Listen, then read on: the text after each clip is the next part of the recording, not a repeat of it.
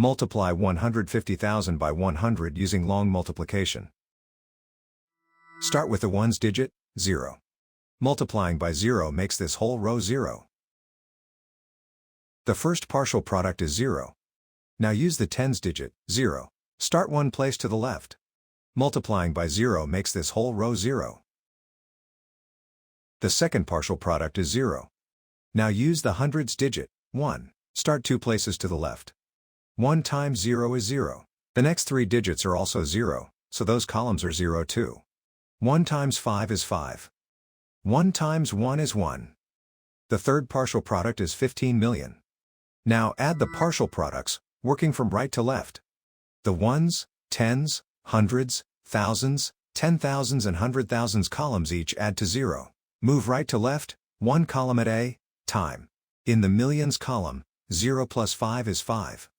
In the 10 to the power of 7 column, bring down 1. The product of the whole numbers is 15 million. So 150,000 times 100 is 15 million.